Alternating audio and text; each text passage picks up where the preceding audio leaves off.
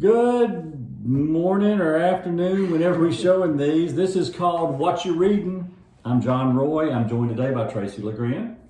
Hey. It's good to have you with us, Tracy. Thank you. I will, let's just start with, tell the folks a little bit about what you do, because this book flows from your work a little bit. So I have been a teacher in elementary school and middle school for many years. I can't even count at this point, but for the last 2 years, I have been working in my school as the Title I instructional facilitator.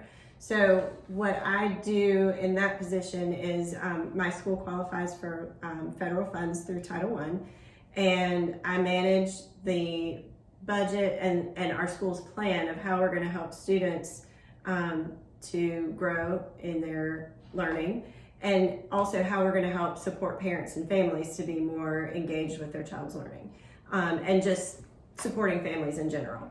So one of the things that we were doing last year, because parents couldn't come into the building in person, we couldn't get together with them and have workshops and have events and things like that. So we were trying to find things that we could purchase and send home that would help parents. And one of the things that we decided to do was to get some books that were, helpful for parenting.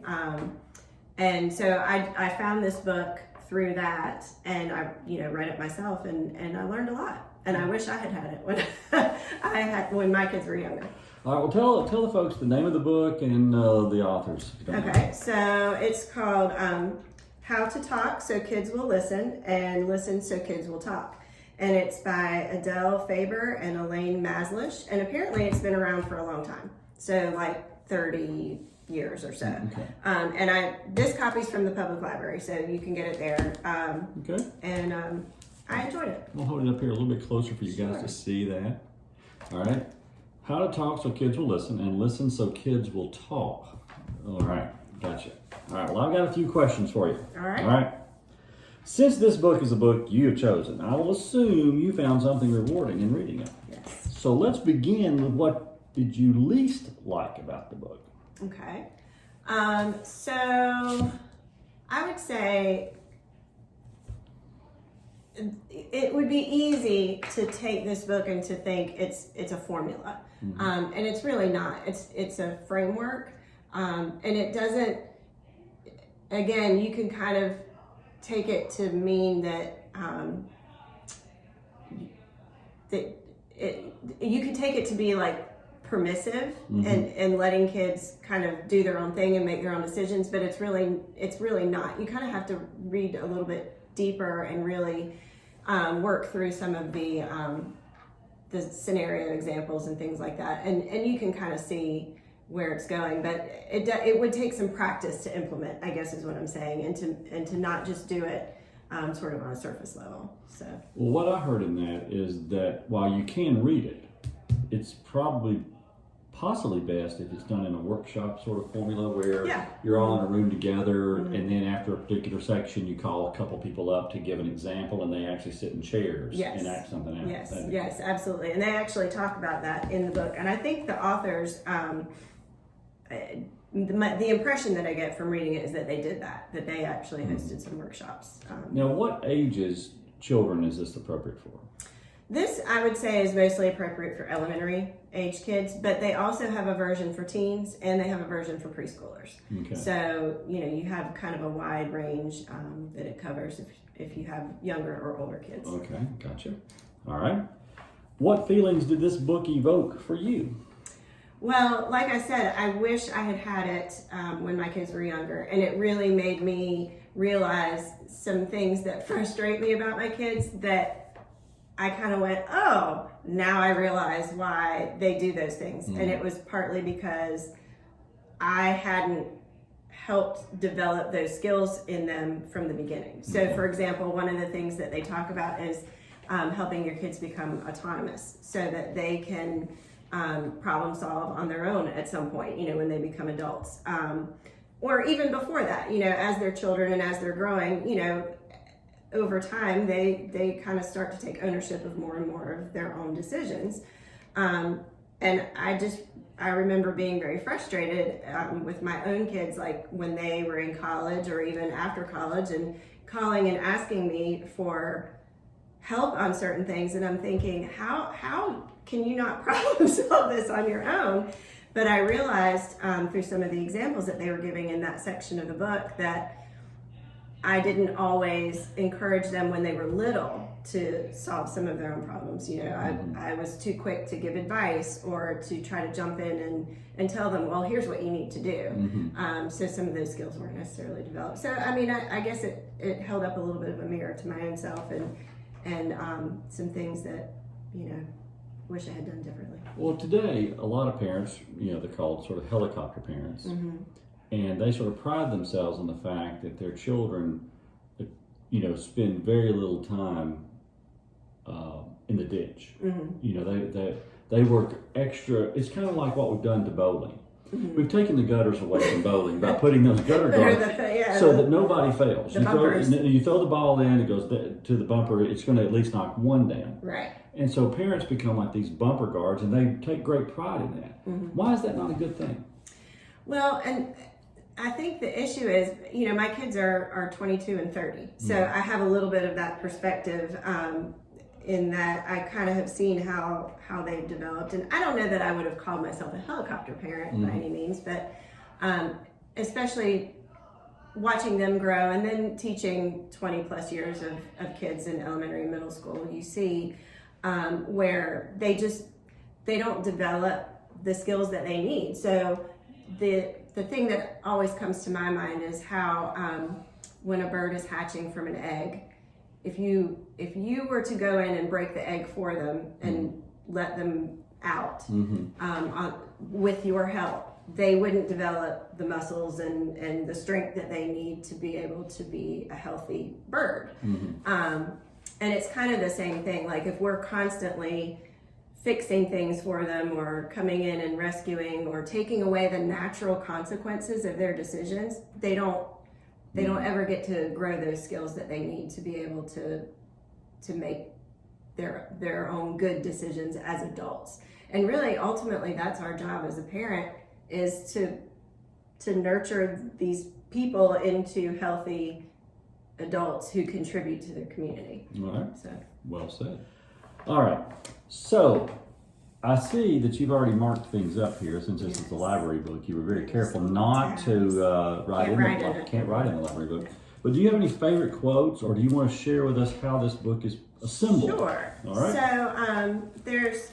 Whoops. I actually have one right. Okay.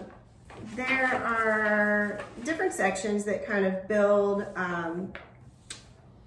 some of the things that you'll need, that we need to do as parents in helping kids to talking so they'll listen and listen so they'll talk.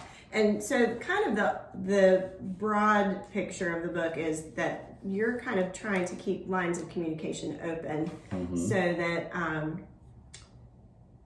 they're hearing the messages that you're giving and not tuning you out, and then also keeping everything open so that they're willing to talk through some things themselves as well. So one of the opening premises of the book is that feelings drive behavior. Okay. And so when kids are young and they're feeling frustrated, or they're feeling tired, or they're feeling hungry, first of all, they don't even always have a word for the feelings that they're feeling. They don't know why they're feeling it, but they're going to act out if they have these difficult feelings. And so as an adult, we see the rational, well, it doesn't make sense that you're hungry, you just ate, so you shouldn't be hungry. Well, then that only frustrates them more.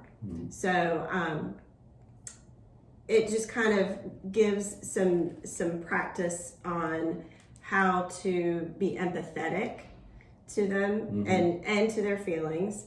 So you're not validating all of their actions, but you're validating, okay, I understand you feel frustrated. What can we do about it? What can we do about it? Here are your choices. I understand that you're upset because you don't want to go to bed. Do you want to go now and have 5 minutes to read, or do you want to play for 5 more minutes and we won't have time to read while you're in bed? Things like that. So you're kind of giving them some choices, helping them to be a little more autonomous, so it takes away some of that frustration. So the first section talks about helping kids deal with their feelings, so that they can acknowledge how they're feeling and then what do I need to do about this. Encouraging them in being cooperative, and then it gives like some alternatives to punishment. I think sometimes as a teacher, I often would hear parents say, well, I've taken away everything I can take away. I've spanked them, I've done everything I can think of, and they're still doing XYZ. Well, sometimes it's not about the punishment, it's about let's teach them what it is that we want to see. And so it kind of talks about some different things we can do there. How to use praise effectively.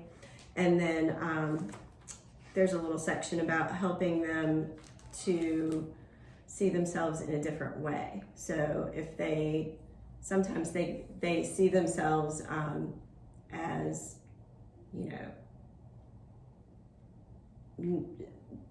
a bad kid or something like that. And so you kind of reframe it and help them to see themselves in a new light. Okay. So, and now I know that one of the things it does in here is it has these various scenarios that it talks you through and shows you this is the problem and here's the various steps to resolve it. Yes. All right. So we have an impulsive child. Yes. What's going on there, and how do we manage that? Well, so obviously it depends on the age, but let's say you're talking about a 8-year-old running around the grocery store. You're in the store, your kids are running around raising a fuss. And the temptation is, because as parents, we're getting embarrassed. All these other people are seeing your kids act out, they think you're a bad parent. And so you start off by yelling, if you don't stop, I'm going to do this. You make threats. And it just kind of only makes things worse. So the alternative would be, first of all, clearly stating your expectations. This is not a place to run around. You're disturbing other people here, and this is not the place to do that. What would really help is if you would come help me choose 3 lemons from this pile, and sort of redirect their energy. Okay. And then another thing, you could give some choices. Do you want to walk next to me, or do you want to sit in the cart? So they can decide. But running around is not one of the options that they can choose. And then ultimately, if it continues and you have to leave the store, or if it continues throughout the visit, the next time you go to the store, you don't take them. And when they ask why, well, let's talk about why. Why do you think I'm deciding not to take you with me this time? What do you think of if you're in the store and you're in this process, and now you've given them all the options and they're going to still do this, so you're just going to go to the cash register and leave, But only things in your let's say that you've already picked up Oreos and some other things that are for them. What do you take out? Take out the things that are for them and only leave the things in for you and your family that you really needed. And when they get home and they start saying, well, why is there no Oreos? You say, well, you see how you acted? That's what you cost yourself. That was the consequence. The consequences are natural. We just didn't get to that aisle because you were being such a... Right. Okay.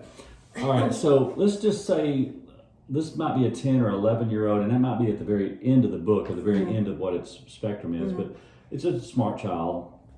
I mean, they obviously sit still in class, they get all their work done, but when they bring things home, and they do things at home, they never return them to the teacher. I mean, if you were to look in this book bag, you would just see a big old glob of paper that was done at home, prepared to be turned in, but for whatever reason, the child goes brain dead at about 7:45 every morning and doesn't turn the brain back on. Okay. I had one of those. So what do you do? How do you, what's their guidance on such as that? I don't don't know that they give a specific guidance on that, but it would definitely be worth a conversation where you're saying, okay, here's what I'm seeing. Looking in your book bag, and there are papers in there. What do you think about that? You know, and kind of let them help talk through the problem. And then as a teacher and as a parent, one of the things that I would try to do is to kind of help brainstorm why this is happening, and then what are some things that you think would help you so that you would remember to turn things in, because you're doing the work, but you're not getting the credit for it because you're not turning it in. And so sometimes it can be something as simple as, you know, some sort of little reminder where they have like a thing they wear around their wrist, or like a thing on their book bag that when they see that, oh yeah, I got to turn in my papers. Yeah. Well, like when you go back to the opening, you said all behavior begins with feelings. Isn't that what you said? All right. So what's causing this behavior? Let's just call this behavior neglecting a priority. Okay. Well, the feeling is, I think, I'm just guessing, I'm getting inside their head, is that I get at school and I get excited. Yeah, you're excited, you're distracted. There's a lot of other stuff going on. Right. And the last thing that I'm really interested in is this book bag. The only time I'm going to open this up the rest of the day is to pull out a book that my teacher requests. Right. And so I'm excited. And so that's the feeling. So if we have some way to register that before we can be excited, we have to do something else, or that excitement leads us to the excitement of turning in our papers, which would be very exciting to turn in your papers, because Mom and Dad would be very excited for sure. Yes.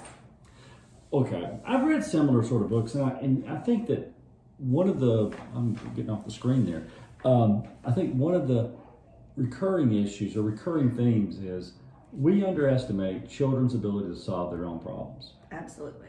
That's sort of the bottom line is a child may not know if it's the fork or the knife or the spoon. So we may have to lay the fork and the knife and the spoon out for them. But once we give them the instruments, they can figure out which one they need to use. And so I think that's one of the powers of this book. Well, is there anything else you want to tell us about this before we depart? Because we're figuring that our home audience doesn't have the attention span of much past 10 minutes. No, I just think it would be helpful. It's a really easy book to read. It has a lot of little cartoons that you can kind of read through and see little scenarios and maybe recognize some of the things that happen in your family. And like I said, the teen level book has whole different sets of issues that they deal with in there. We actually bought that one for our 5th grade parents because we bought it at the end of the year as a gift for them as they were getting ready to launch their kids to middle school. Well, Tracy, I appreciate you coming by and telling us about the book. Yeah, really thank you. I enjoyed it. And if I could give any guidance after all my years of parenting, it would be, don't wait till your child is 7 to read this book. Read it when they're 3 or 4. Yes. And then don't wait till they're 16 to read the teenage book. Read it when they're 11 so that you're prepared. Absolutely. All right. Well, here you go. How to talk so kids will listen, and listen so kids will talk. Thanks for joining us. See you next week.